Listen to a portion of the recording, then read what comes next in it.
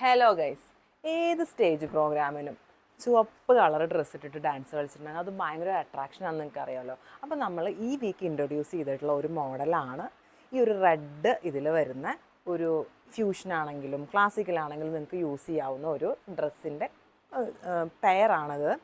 ഇതിൽ കുറച്ചും കൂടെ ഞൊറികൾ കൂടുതൽ ഇട്ടിട്ട് ഒരു പാൻറ്റ് ടൈപ്പാണ് വരുന്നത്.